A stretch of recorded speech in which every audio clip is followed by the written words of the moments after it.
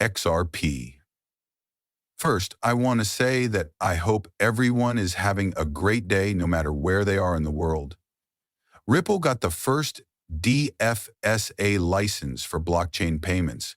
China's Financial Services Authority has given a license to Ripple, making it the first blockchain-based payment company to do so. This is a big win for officials in the UAE because it means that more crypto-based payment services can now be offered by Ripple in Dubai's financial hub, where they are officially supervised. This license is also very sought after. Many other businesses would find it hard to get it. This is just one example of the wave growth that we see happening every day around the world, with new rails being put in place every day. Because Tether can't pass the checks it needs to become a stablecoin in the US, I don't think XRP will be worth much. Tether's CEO says that the company will release a US stablecoin by the end of 2025 or the beginning of 2020. I think Tether should just leave, rip off the bandage and get it over with right away because, anyway, it's going to happen soon because coin laws in the US will be stable in a few months. Tether can't get around those rules, so now they want to release a whole new thing. What are they going to do? Make that up out of thin air and use it to support Bitcoin like they already do. Please finish the task at hand as soon as possible. We all know it will happen. When Tether falls, I think every other coin will too. But a lot of these cryptocurrencies will get back to normal very quickly. Today, May 2, Chris Larson from Ripple will meet with Paul Atkins, the head of the SEC. Sources close to the SEC say they are almost ready to approve a spot XRP ETF. But there aren't any experts on the subject. Eleanor Tourette hasn't said where Chris Larson and Paul Atkins will meet, so I'm not sure if this is true yet. I'm sure the meeting has nothing to do with the XRP ETF. If it does happen, it will have more to do with the case between Ripple and the SEC finally coming to an end. Analysts think that XRP will reach $17.00 with the mega monthly candle. A lot of people want XRP to be worth $50.00 or more after the macro channel breaks out. I even checked the XRP chart, and it's still around $222.00, which is what happens when XRP breaks out of its range. Everyone thinks the next stop costs more than all of a sudden $50.00. But this could happen in this run because XRP isn't really being held back by anything. Take a look at it. Why can't the 2025 run be just as big as the 2017 run? That's what will happen no matter what. People would say right away that the market cap didn't matter in past cycles if utility started driving the price of XRP.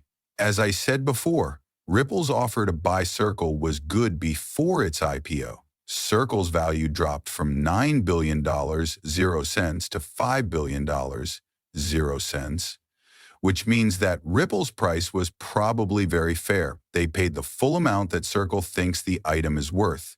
This was posted by Smoke. If Ripple bought Circle, it would be a great deal. Stablecoins. There is a big problem with Circle's planned IPO file.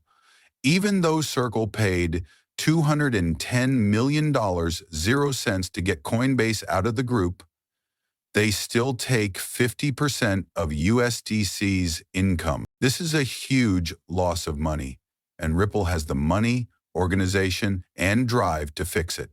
Circle made $1,680,000,000, 0 cents, in sales in 2024, but a net loss of $156 million, 0 cents. This was due to the deal with Coinbase and the costs of running the business.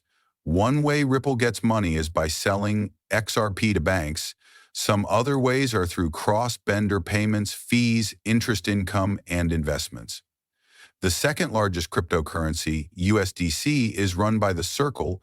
Circle has the most stable coin in the world, but Ripple doesn't have the same issues. If Ripple comes in, they can take the money that Circle makes, change the rules for using coins, and make more money for themselves by adding USDC to RippleNet, and Liquidity Hub stablecoins will be fully integrated into the Ripple community. Think about XRP moving to the Liquidity Hub. Compare to USD. When you mix the speed of XRP with the privacy of USDC, you get a 2-in-1. The SEC has looked at Tekken's financial powerhouse Ripple, so it has been through a lot. If it survives, it is now in a great position to be the leader in digital asset markets that are controlled by buying Circle. Ripple has direct access to more than $60 billion. 0 cents USDC is already in circulation. This gives Circle's already global infrastructure more reach and scale. In exchange, Circle gets Ripple's operating strength, legal firepower, and direct DeFi integration. This means that Circle doesn't have to rely on Coinbase, which makes its whole system better. Since this news came out, Brad Garlinghouse, CEO of Ripple, has raised the price to buy Circle to $20 billion. 0 cents. This makes sense, so Circle should agree to the buyout by Ripple. Also, think about how USDC could run across the XRP system and move it. I'm interested to see what happens here. Others said they took the first offer behind closed doors and are now working out the details. But why would Bragg offer $20 billion? He could probably stop at $12 billion or $10 billion and Circle would still agree to the deal. At this point, no one knows for sure if the deal will go through or not. This is true, and I've heard a lot of people talking about it. And I'm really excited to see where this goes from here. If Ripple buys Circle, the last battle between XRP and stablecoins will begin. XRP has been replaced by SafeCoins. That's the same as saying Google Maps replaced Wi-Fi. You have the app and messed up the system. It's easier to send money across countries with XRP because it acts as a link between different currencies, even coins that stay the same. It's better to think of stablecoins as digital money that doesn't go down in value.